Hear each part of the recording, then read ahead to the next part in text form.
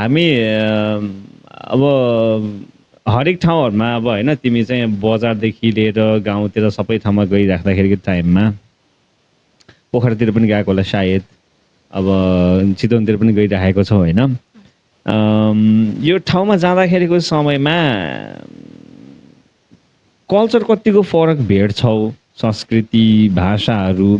र अर्को कुरा भनेको पहिलो भनेको कल्चरमा कसरी फरक देखिन्छ दोस्रो भनेको नयाँ जेनेरेसनले जस्तै तिमीहरू नयाँ जेनेरेसन भयो नि त अनि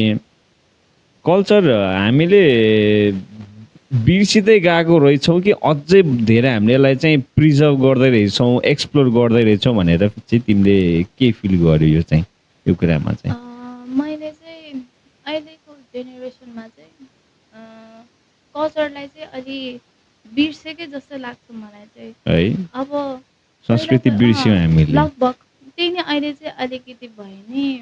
धेरैहरू यस्तो प्रोग्रामहरू राखेको हुन्छ नि त कल्चरलाई नबिर्सियोस् भनेर त्यो चाहिँ एकदम गुड लाग्छ कि अस्ति पनि भएको थियो नि त कौरा सम्मेलन त्यस्तो चाहिँ भइराख्नुपर्छ जस्तो लाग्छ किनभने चाहिँ धेरैले जस्तै मलाई नि केही थाहा नभए जस्तो लाग्छ कि अहिले चाहिँ आएर यसरी हिँड्दाखेरि चाहिँ बल्ल हाम्रो पनि यस्तो यस्तो हुने रहेछ अब हामीले ड्रेसमा हाम्रै मगरहरूको पनि ड्रेसमा के कति धेरै कुरा हुने रहेछ नामै थाहै नै कि मलाई त भनेपछि मैले सोध्दै कतिसम्म मलाई थाहा रहेनछ त भनेपछि कतिसम्म बिर्सिँदै गएको रहेछ भन्ने चाहिँ मलाई फिल हुन्छ कि अहिलेको चाहिँ धेरै जसो कल्चरहरू चाहिँ बिर्सिँदै गएको चाहिँ मैले फिल गर्छु त्यसलाई चाहिँ कल्चरलाई चाहिँ हामीले चाहिँ बिर्सिन हुन्न त्यसलाई चाहिँ अझै हामीले चाहिँ अगाडि लैजानुपर्छ भन्ने चाहिँ मलाई लाग्छ कि अब मलाई नि त्यही भएर मैले जहिले घरमा आजहरू चाहिँ सोध्छु मलाई नि सिकाउनु न यो के भन्ने लाग्छ कि मलाई नि पहिल्यैबाट सिकायो हुन्थ्यो जस्तो लाग्छ अब यतातिर नाचेर हिँड्दा पनि के दिदीहरू कस्तो मजाले मगर भाषा बोल्नुहुन्छ कि यस्तो मजाले सुन्दा पनि कस्तो आनन्द लाग्ने बोल्न त बोल्छौ होला नि बोल्न त बोल्छु तर म त्यस्तो खर्र बोल्न जान्दैन कि बुझ्छु बोल्न नि बोल्छु तर त्यस्तो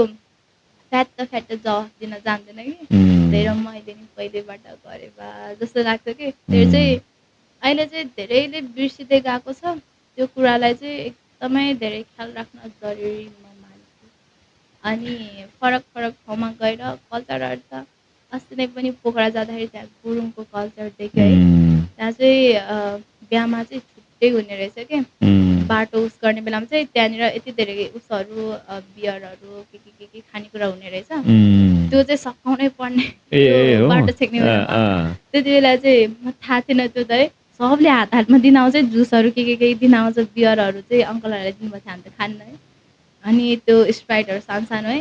सबको हात हातमा दिन्छ अन्त पाइसक्यो भन्दा नि भ्याउनुपर्छ अरे भनेर सबलाई दिँदै आउने के त्यो सकाउनै पर्ने रहेछ कि त्यहाँनिर तकारेको कुराहरू चाहिँ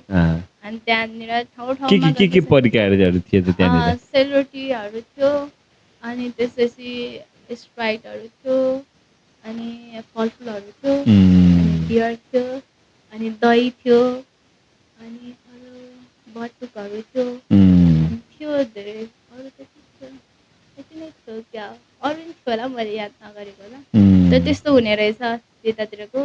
अनि त्यहाँनिर चाहिँ सोरठी गाएर चाहिँ उसलाई चाहिँ गाउँको जन्तीहरूलाई चाहिँ स्वागत गर्ने रहेछ कि गुरुङहरूमा चाहिँ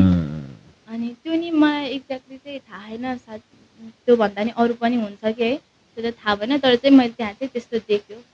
त्यहाँ बुझ्न पायो गुरुङहरूमा चाहिँ यस्तो हुने रहेछ मगरहरूमा चाहिँ ठाउँ ठाउँमा जाँदाखेरि चाहिँ कस्तो छ एक ठाउँको हो जस्तै तनहुँको मगर कस्तो स्याङ्जाको मगरको कस्तो अथवा कास्कीमा भएकाहरू अरू ठाउँमा भएकोमा चाहिँ केही भिन्नता कि सबै ठाउँमा एउटै जस्तो मगरहरूको त बाटो छेक्दाखेरि नै लगभग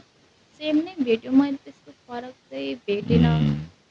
त्यही छेक्ने त्यही बाटो छेक्छ नि त है मगरहरूले जहाँ पनि छेक्छ जस्तो लाग्छ है त्यो त त्यही नै हो त्यस्तो मैले भेटाएको छैन सायद मैले ख्याल नराखेको हो कि के हो Jason Asia, connection with the world.